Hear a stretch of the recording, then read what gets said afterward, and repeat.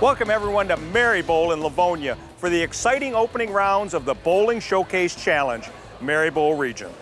I'm your host, Mark Martin, and thanks for joining us for this very exciting competition. To start off, I'd like to thank our host center, Merri Bowl, for being our first regional center. Stop by sometime, bowl a few games, and tell them that Bowling Showcase sent you. Now on to the bowling. Now over the course of this season, you'll be watching 16 hand-picked adult teams go head-to-head in single-game elimination matches. Now those 16 teams, they're divided into two regions named after our respective host centers. The Merri Bowl region and the Super Bowl region. Now we start this competition with 8 teams representing the Merri Bowl region. The home team, Merri Bowl, last year's runner-up, Waterford Lanes, Mayflower Lanes, Rose Bowl Family Affair, Thunder Bowl Lanes, Rose Bowl Monopoly, Team Ansara, and two-time defending Bowling Showcase champions, Woodland Lanes. At the end of each match, our winning team will move into the next round of the regional competition and await the winners from the other first-round matches. So we start the region with 8 teams, then 4, and then finally the winner of the last Merri Bowl regional match will earn the right to represent Merri Bowl in the final season-ending championship match. So let's take a look at today's first-round matchup. Our first battle features home team Merri Bowl facing off against last year's runner-up Waterford Lanes. Home team Merri Bowl is determined to make a name for themselves this season and wipe away the memory of last season's first-round defeat.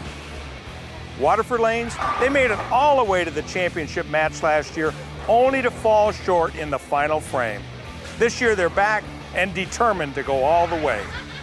Both these teams are confident and eager to prove that they're the best. So there you have it. Once again, joining me for all this bowling action is former Team Canada member, Women's Series standout, and recently elected Michigan State Hall of Famer, Robin Orlikowski. I'm going to move down lane side, get a little bit better view. We'll be right back with the start of the match after these messages on Bowling Showcase.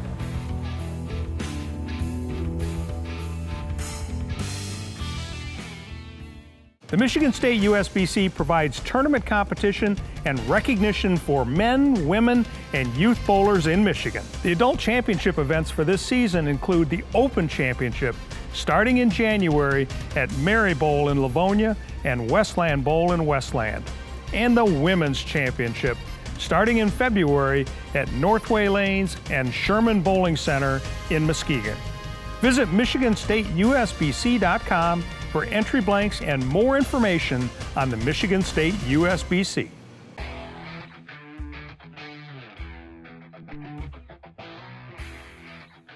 Hello, and thank you for joining us. My name is Rich Glom, managing partner of Merri Bowl Lanes. And on behalf of my entire team, we're pleased to host this year's 2019 Bowling Showcase Challenge. At this time, we'd like to turn it over to Mark Martin and Robin at the Metro Detroit USBC. Take it away, Mark. Okay, so here we are, Robin Orlikowski joining me for the first round match, the first round match of the Merri Bowl region. Yeah. So what do you think, man? I'm so excited. This is always like a highlight of my year to come and be a part of this, and I can't wait to see what the bowlers are bringing to the lanes today. So we've got the Merri Bowl team, which is the home team, and they're nicknamed the Steel Curtain. I wonder what that means. I'm guessing that they think that they're just going to be that steel competition. Then last year's runner-up, the Waterford Lanes team, comes back with the very same lineup. Yeah. Yep. And I mean, if they can do what they did last year and just improve just a smidgen, maybe they'll emerge the champions. That's right. So up on the left-hand lane, leading off for the Merri Bowl Steel Curtain team, Ashley Gluba. Ashley's a hairstylist. You've seen her before on Bowling Showcase. She's got, she won the Women's City Championship in singles for handicap and scratch last year. Oh, nice shot off of her hand. Good strike Great. by Ashley. Nice work there. Okay, we kind of changed things up this year. Those of you at home, if you're a traditionalist, you're normally used to seeing a pair of lanes with the odd lane on the left and the even lane on the right. We kind of moved it around And we're using lanes 4 and 5 here at Merri Bowl. So Dave Nelson up first for the Waterford Lanes team on the right-hand lane, lane 5. He's got a nickname of Hollywood, and I asked him how he got that nickname, and he said he walked into bowling one night and he was all dressed up from work with his tie on, and they just said, well, look who's here, Hollywood's here. So he leaves the 2-4 on that first shot, a little bit light. Yeah, a little light in the head pin, and that's okay. I mean, I'd rather be lighter on the head pin than heavy. That way you hopefully don't leave a big split. So this is a makeable spare. Of course, when you have double wood, it does make it a little bit more challenging. But standing on the right, throwing across lane, it's going to hook into it here. Ooh. Just didn't get it to the left enough to take out the 4-pin as well. Okay, up next for the Merri Bowl team is the team captain, Brandon Fender. Brandon was born in Dayton, Ohio, and lives in Plymouth.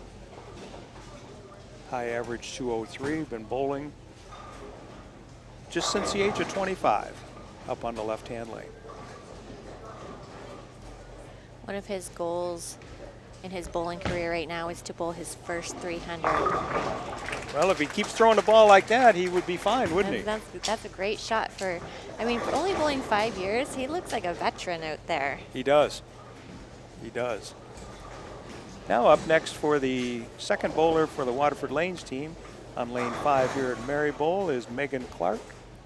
Megan's got a high average of 168. Oh, solid 10-pin. That pesky solid 10-pin. Yeah.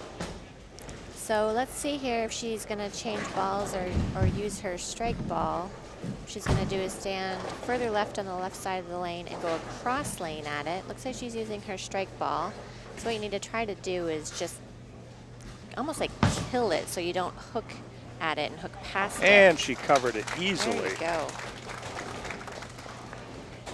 Third bowler for the Merri Bowl team, Will Jackson. His nickname, Big Dilly. And how did he get that, Robin? So I asked him how he got it, and he, when the Bud Light commercial, or I think it was a Super Bowl commercial, came out with the Dilly Dilly, he kept shouting that, and so they decided to call him Big Dilly. And he's a tall guy, so it kind of fits him. And a solid strike for Will. Great one. Okay. Yep. Okay, the third bowler for the Waterford Lanes team, Nick Hughes. Again, this Waterford Lanes team was last year's runner-up. Come back with the very same lineup in hopes of moving one step further this year. I notice here that he does not put his thumb into the ball. And he throws a big strike. One of his main goals is to get sponsored by Motive and would like to earn more titles. Would be nice. Fourth bowler is Sean Schmidt for the Merri Bowl team. So he's just coming off of a broken ankle that he broke this past summer playing softball. So he's got 3 screws put into his ankle, so he's happy to be back bowling now. I'll bet. High average 248 and sweeper right across. Nice messenger there, takes out the 10-pin. Merri Bowl starting this match off with the first 4 strikes. Can't get any better than that. No, not at all. You think the pressure's on for the 5th bowler now. That's right. So here's Tig Warden. Tig is a long-time bowler, high average 219 for the Waterford Lanes team. Looks like he tugged that just a little bit. Tig tugged. Left the 4-pin. And I asked him how he came about with his nickname, because his real name is Raymond. He says, but nobody calls him that. Basically, when his mom was pregnant, she was saying, this is going to be my little tiger, and she shortened it up. And he actually did not have an official name for 3 days until after he was born. And a good cover by Tig. And the anchor bowler for the Merri Bowl team, James Holly Jr. from Detroit, high average 242. He's been bowling for 22 years, but he took a little siesta in the middle. He stopped bowling at the age of 16 and didn't return again until 33. But since that time, he's got 28 300 games. Up on the left-hand lane for Merri Bowl. Merri Bowl working on the first strike, first 4 strikes. The Steel Curtain team. Make that 5. Wow. You don't want to get hung. No. So you had to deliver. That's right. Okay, the anchor bowler for the Waterford Lanes team up on the right-hand lane, John Scott. John's been bowling since the age of 7.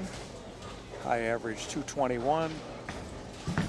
He's a manager at Chet's Rental and throws a big strike. Him and Tig are best friends. They've been friends ever since they were in youth leagues together. So it's nice that they can bowl side by side here today. Okay, we've now come to the 5th frame. Those of you that watched before, the teams now switch sides, and then we'll come back after the messages. But what do you see so far, Robin, in this match? I mean, Merri Bowl, 5 strikes in a row. You can't get any better than that. You can't get any better than that. So you hope that they will carry that through to the back end of the game. It looks like Waterford has they have a challenge ahead of them. They do. But they've got some spares and strikes in there, so they have the potential, because of the spares that they're leaving, a 10-pin and a 4-pin, those aren't bad spares. Nope. So they just need to tweak it up a little bit and bring the challenge. So we'll find out right after these messages on Bowling Showcase Challenge here at Merri Bowl when the Waterford Lanes team comes back and moves to the left-hand side after these messages.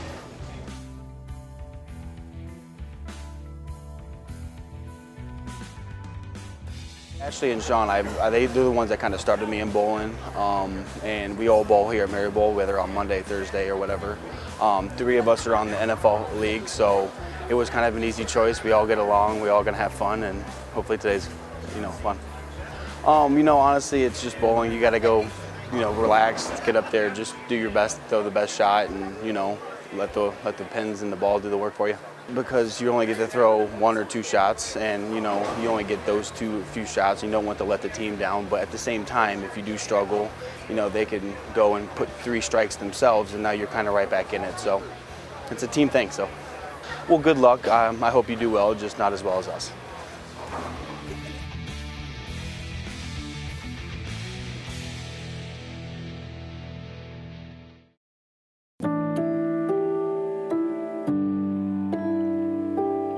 A lot of professional tournaments. We've won a lot of tournaments worldwide.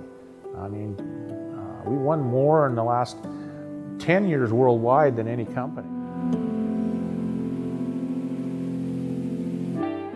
We make good bowling balls, and good players use our bowling balls because they can win with them.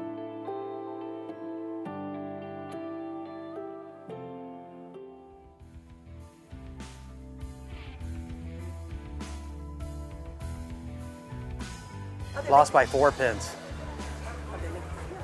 We were devastated. So we really wanted that, and that's what we're here for. We want Woodland Lanes again. We want to bowl them again. We got to take it from them. One bad mistake, I put it on me, missed a 7-pin. Cost us. But they had a good game. They struck out to win it. But it's our turn this time. Same team, same lineup, everything. We're not changing nothing. Just have fun. Bowling's a fun sport. That's what it's supposed to be. We got a team, a family affair, and that's exactly what it is. It's supposed to be with family, friends, have a good time, enjoy. If you throw a bad ball, don't let it get to you. But if you get a chance to get it back, get it back.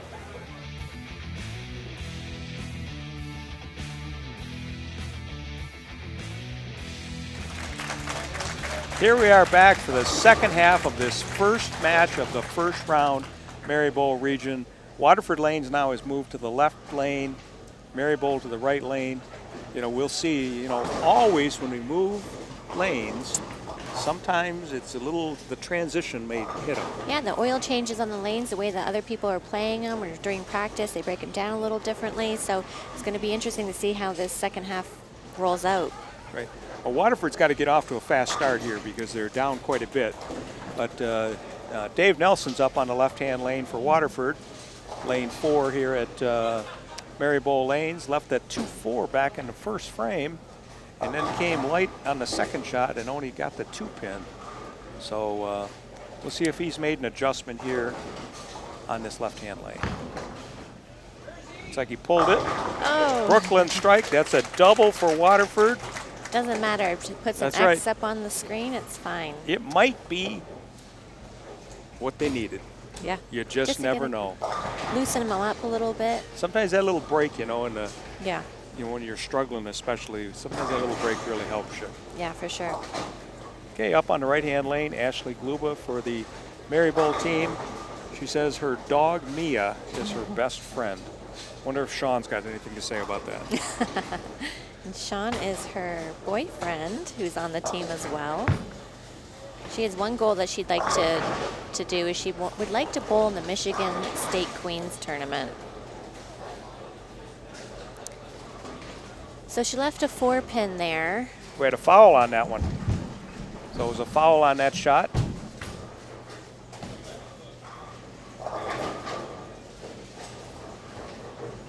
So with the foul, it's just like throwing a gutter ball. So Ashley now, our foul judge, George Brzezinski, association president, down there looking at the foul line. Also the foul indicator obviously went off. She pulled that and got 9 pins. Can be a little flustering, like when you do that, and then your second shot, you want to throw it so well to try to help your team out. So. Absolutely. So 9 on that's not too bad. Maribel has 138 through 6. Waterford has 69 in the 4th. Megan Clark up on the left-hand lane. She Crosses goes over. left. Yep. So that's the 5-9 there. Leaves the 5-9.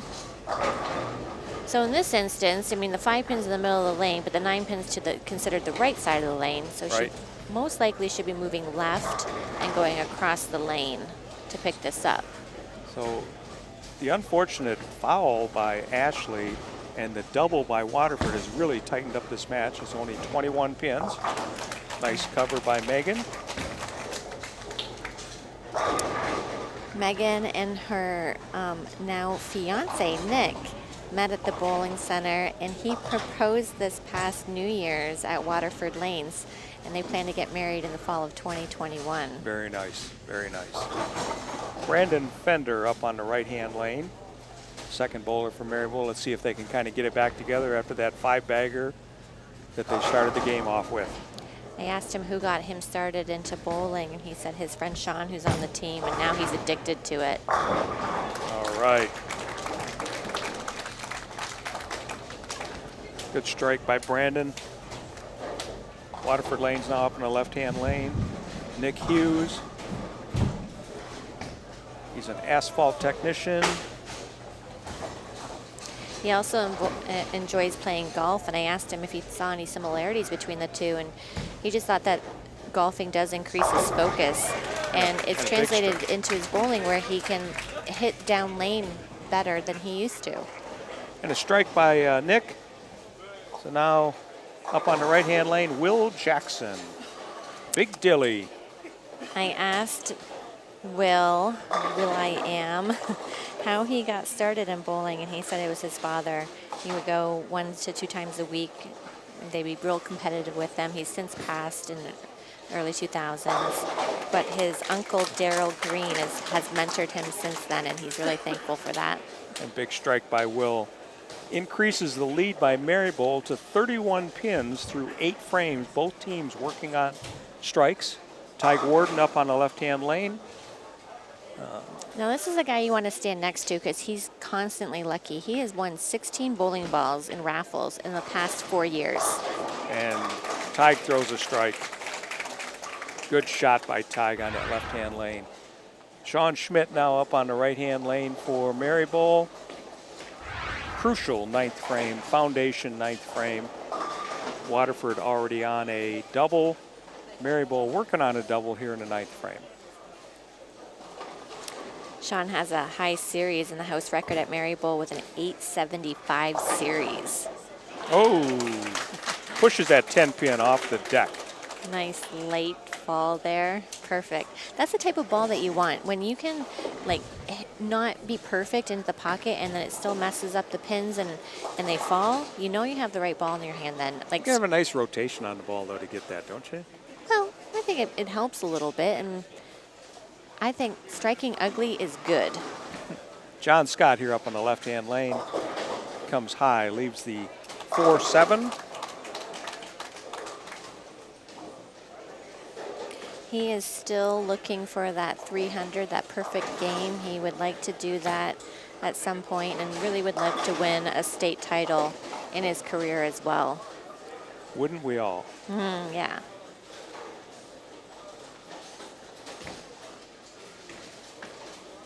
Oh, no.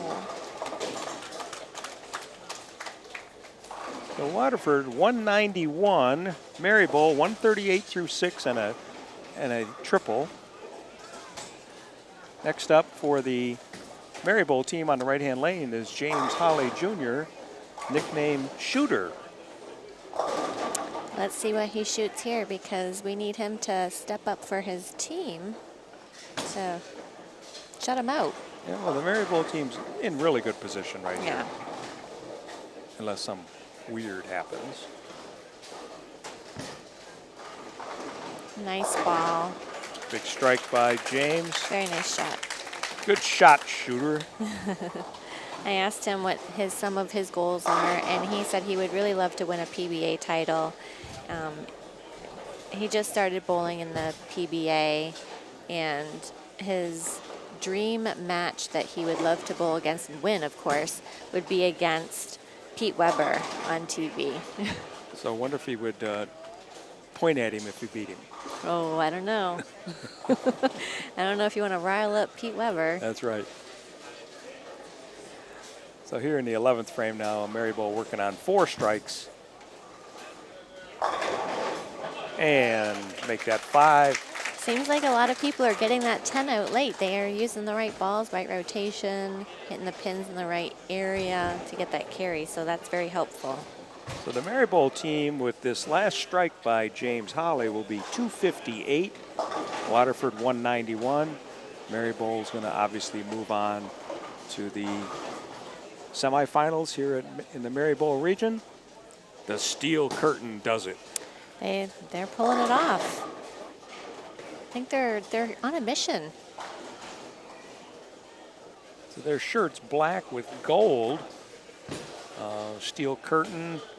Those of you that are football fans, the Pittsburgh Steelers, that's their colors. 258 Merri Bowl, 191 Waterford. What can you say? I mean, Merri Bowl had the match in hand once they started off with the first 5 strikes. That unfortunate foul in the 6th frame kind of opened the door a little bit for Waterford. Waterford bowled well, just not good enough. Yeah, no, I mean, you really need to start stringing the strikes together, and Merri Bowl did that. So even with the open. Did. So we'll be back after these messages. We'll talk to the captain of the winning team, the Steel Curtain from Merri Bowl, right after these messages on Bowling Showcase.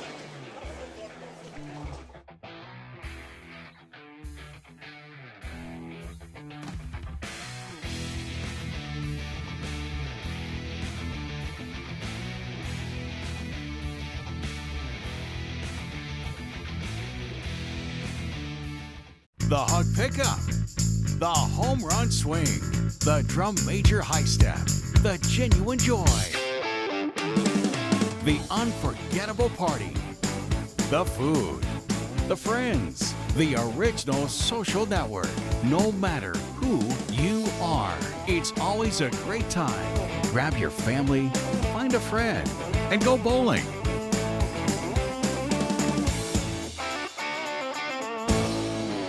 Metro Detroit USBC, your source for everything bowling in the bowling capital of the world. We support USBC certified league and tournament competition. We provide 11 tournaments for all members of our association, including men, women, youth, seniors, scratch, and handicap competition. The top reasons for belonging to the Metro Detroit USBC are having your average recognized, bonding of league funds, rules of the game, assistance in resolving league issues, equipment standards of the game, charities, and awards. Visit us at mdusbc.com.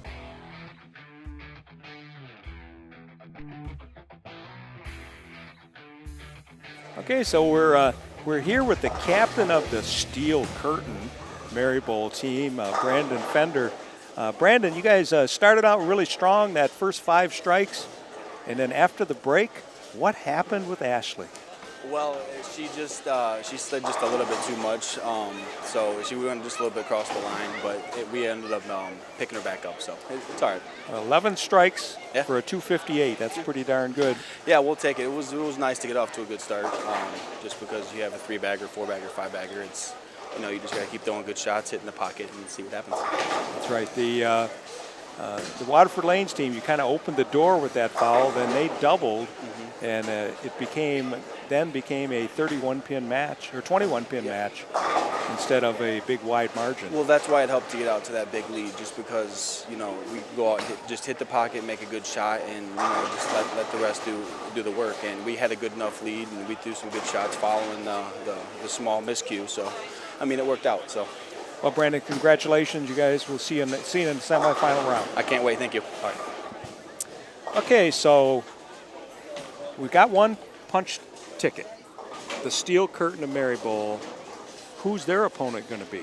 We won't know until next week's match. Okay. And next week we have Mayflower against the Family Affair team of Rose Bowl.